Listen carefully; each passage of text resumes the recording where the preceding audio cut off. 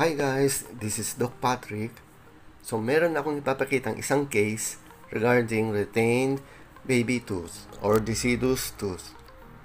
So this is a 12-year-old female patient na pumunta sa clinic ko presenting of a retained baby tooth primarily on her lower right second molar.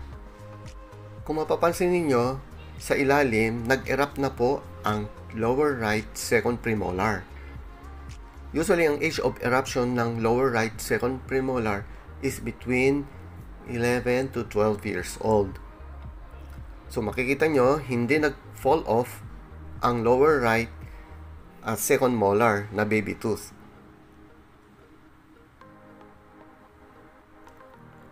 Ayan, mapapansin ninyo na medyo naghanap na rin ng daan ng lower right second premolar. Kaya medyo na mal-align na po. Nawala na konti sa alignment yung second premolar.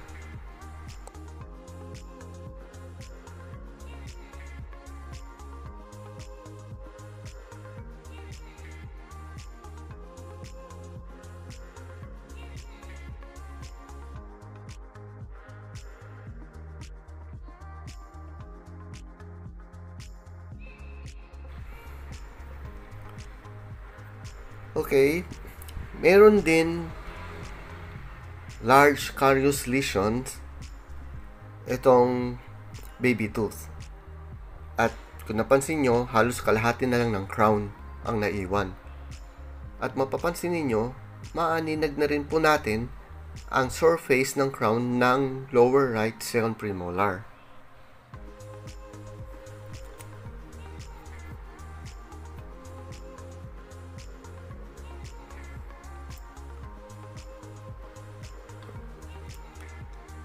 Ayan. So, ang treatment nito, since hindi talaga siya nag-fall dun sa kanyang time, is we need to extract or tooth extraction na po ng baby tooth na.